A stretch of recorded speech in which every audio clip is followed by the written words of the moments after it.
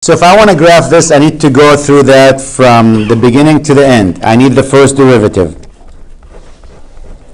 And you can use the quotient rule. This times the derivative of that times the derivative of the top, which is that 4x? Minus the top times the derivative of the bottom, which is what? 2x divided by the bottom squared.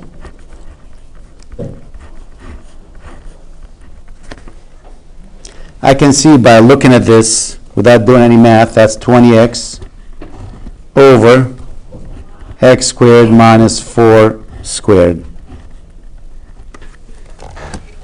Just by looking at it. I looked at the answer right here. I'm lying to you. So I had it done on the calculator there. But if you simplify it, I'm looking at the answer on the calculator by looking at it. Yep, right there. There's your answer. Technically, you didn't lie. And let's go through it and find out where the derivative is 0 and where the derivative is undefined. Where the function is increasing, where the function is decreasing. So where is f prime of x equals to 0? That's when the top of that fraction is equal to 0. That's at x equals to 0.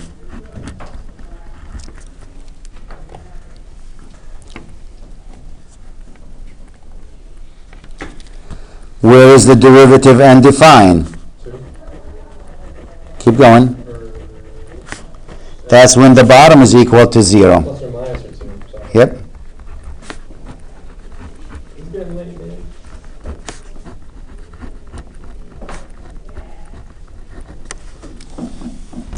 So these are my critical values.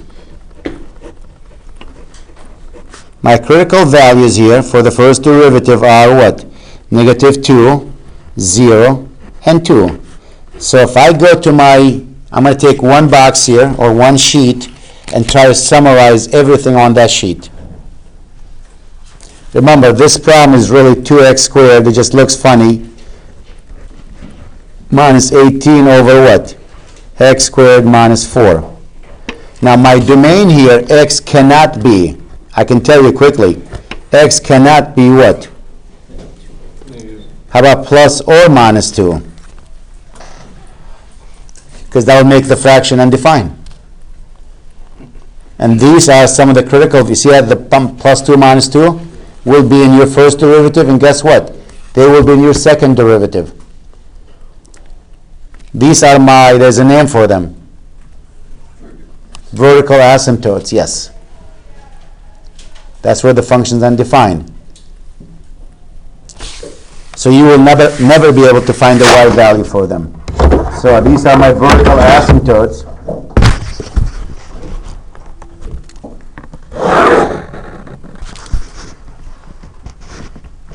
This is for the first derivative, and this line for the second derivative. And this is the first derivative, here we go. And this is the second derivative. We have vertical asymptotes, so this is negative infinity here. This is infinity here. We have, where's my red marker? Where'd you go? There we go. That vertical asymptote at x equals negative 2, that will go through that. Through the first and the second. You'll see that in a minute. I made them go through both them. Anticipate it's going to be also there.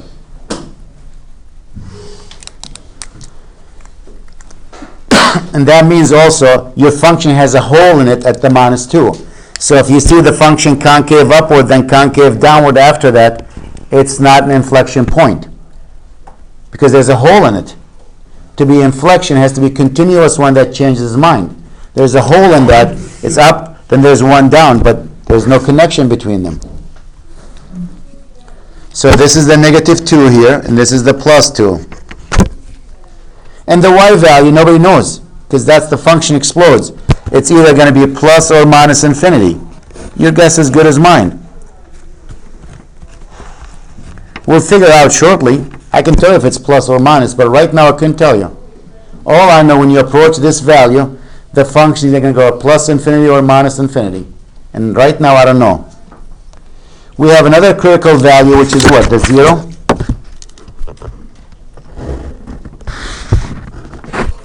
And what is the y value when x is 0? If you plug it in, negative 18 over 4, negative 4, that's plus, is that 4.5? 18 over 4, 9 over 2, that's 4.5. And let's take a test value for the first derivative. I'm going to use below the negative 2.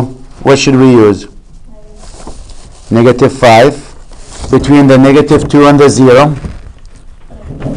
Between the 0 and the 2. More than a 2. 5. And here's my derivative, just in case you can't see it. I'll put a red box around it. Notice the bottom is going to be squared, which means always what? Positive. So what is the derivative at negative 5? 20 times the negative 5, is that a positive or a negative? Negative over what? Positive, the result is negative. Decreasing.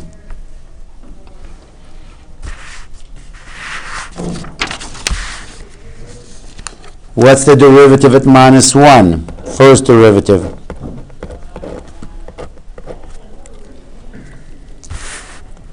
Twenty times a minus 1, that's a negative. Over positive, that's what? Also negative. Decreasing. What's the derivative at 1? That's positive over positive, which is what? Positive. Increasing. This is your min point. Min. It's decreasing, then increasing. What about the 5? That's positive over positive, which is what? Positive, that's also increasing. So I answer every question about the first derivative. I know where it's decreasing. I know where it's increasing. I know where the min point is, and I don't have a max point.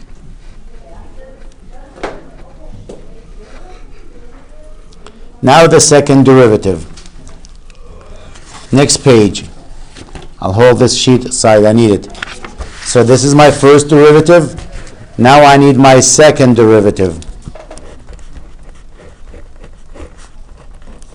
That's the derivative of that. I'll cheat. And I'll just put the answer there.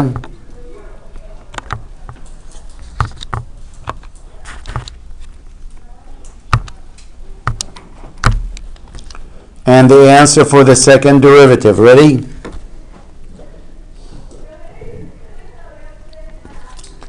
What's that number? 60 times 1.3333, is that 70? 80. It's 80, or negative 80, minus 60x squared over x squared minus 4 cubed.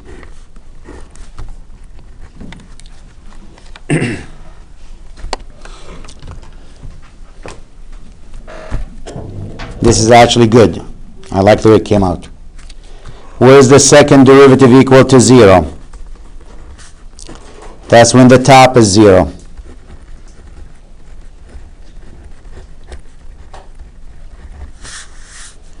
Which means x squared equals negative 8 over 6.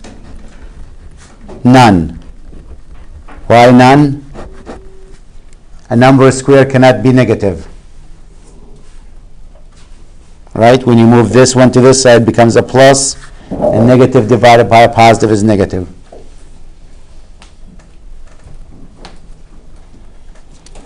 Where's the second derivative undefined?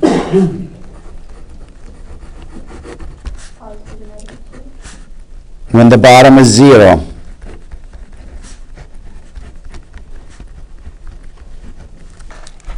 So I only have two critical values, the plus 2 and the minus 2. I already have them in. I was anticipating them. See them? So I'm going to take a test point in each one of these. I can still use the minus 5. I can use the 0. And I can use the 5.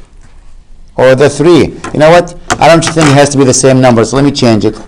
I'll use a negative 3. 0. And I'll use a 4. I don't want you to think it has to be whatever I use, you have to use there. Any number more than 2, any number less than negative 2. It doesn't have to be the same number I used for the first derivative.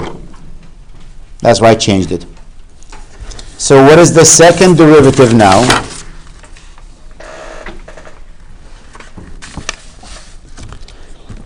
What is the second derivative at negative 3?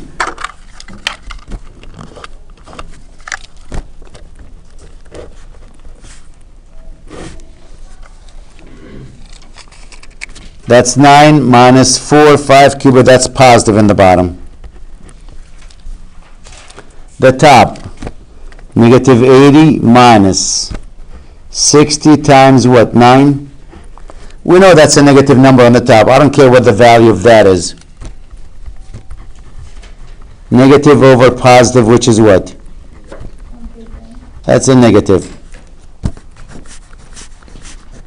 Concave down.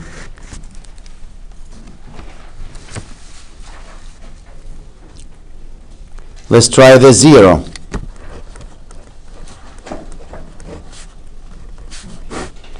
When x is 0, that's a negative value on the bottom. Excuse me. The top is negative 80 minus 0. That's negative over negative, which is what? Positive. Concave upward. Smiley face. And what's the second derivative at 4? Negative 80 minus 60 times 16 over a positive number. That's 16 minus 4 is 12 cubed. That's a positive number. So a negative over positive, the result is what? Negative. Again, if you want to do the math and find the answer to that, go ahead. Knock yourself out. No need for it.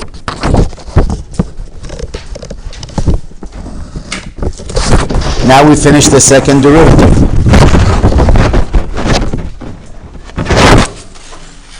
I can tell you where the function's concave down, where the function's concave up.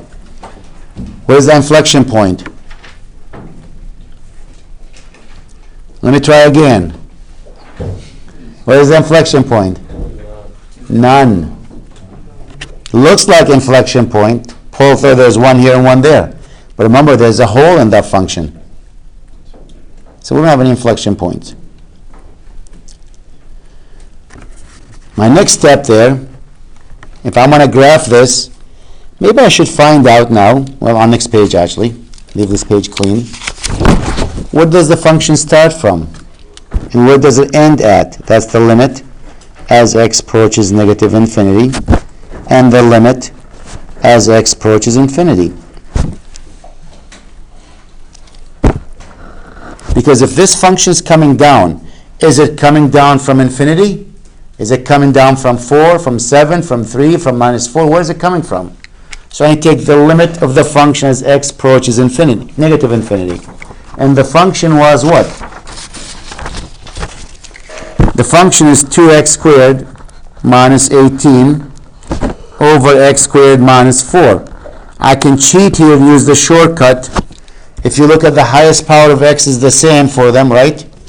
There's a 1 here, we just don't write it down. You take the two numbers and you divide them. And what's the answer? 2. What's the limit as x approaches infinity? It's the same thing. So we have a horizontal asymptote.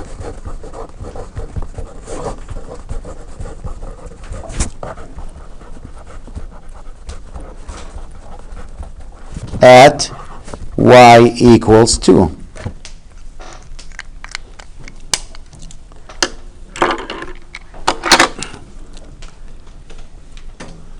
If I go, I'm not done to graph it, but if I wanted to graph it right now, this is what I know so far. I don't have all the answers yet. I'm almost there. Maybe 5 more minutes and I'm done with it. You better not ask me a lot of questions next class. I'll be here the whole night. It says we have a horizontal asymptote where? At 2. So when you graph your function, you will start from here and you will end at that point. So somewhere here, that's my horizontal asymptote.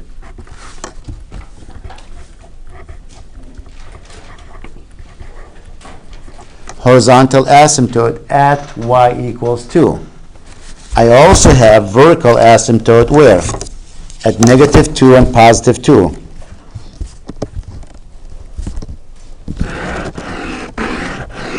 Oh, I try to make these really bright because I want you to see them. I draw an arrow pointing in either direction, saying as you approach that number, you're probably going to go plus infinity or minus infinity. And there's another one right here at 2.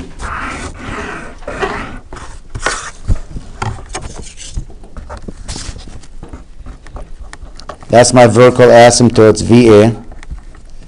VA at x equals 2, at x equals -2. I'm going to start from here. My graph is going to end right here. I won't touch the line. I'll approach that line. I'm not sure if I'm above it or below it. Somewhere there. I'm going to start from this point, and we'll see what happens. Now, the book might try to find the x and the y intercept. If you remember the x-intercept, you let y equals to 0. The y-intercept, you let x be 0. But this is what I know. I know I have, before I get to the -2, my function is decreasing concave downward. Right? So it's going to start from here. It's going to decrease. It's concave downward. It's going to go like this. The only thing, I don't know where it does it cross here. That's why I said they might find the x-intercept and the y-intercept to see what that value there. To find the x-intercept, what do? X-intercept, you let y be 0. So you take 2x squared minus 18 over x squared minus 4, and you set it equal to 0. Well, that's a fraction. For the fraction to be 0, that means the top has to be 0.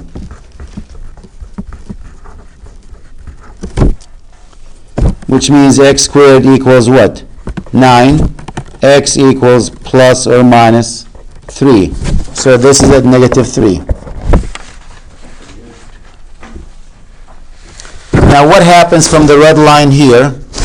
I'm right here now. Can you see that, both of them? I'm right here now. 0 and 4.5. This is the 0. This is the 2, 3, 4. Somewhere here is 4.5. My function is decreasing concave which way? Upward. So it's going to be coming from up there. Oh.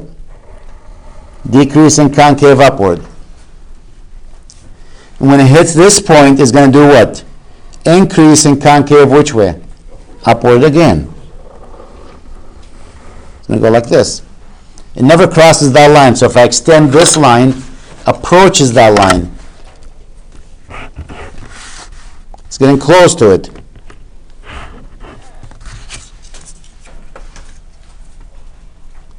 And now let's look and see what's happening after that.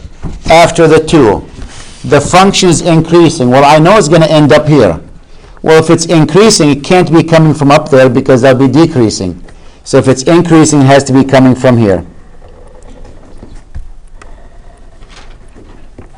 And this value, we figure that to be 3 already. I calculated that, right? And I bet you that's my graph.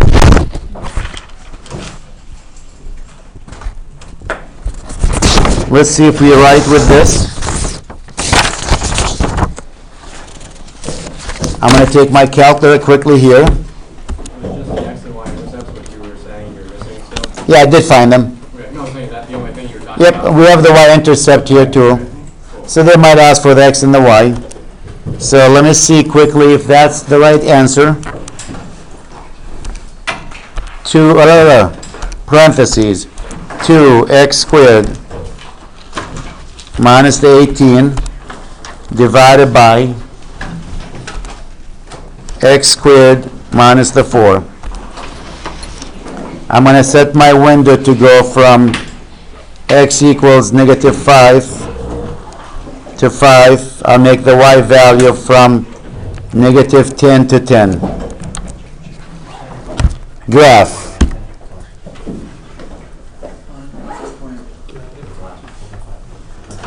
Look at that. Crosses at negative 3 and 3. It goes up there to 4.5. Same picture.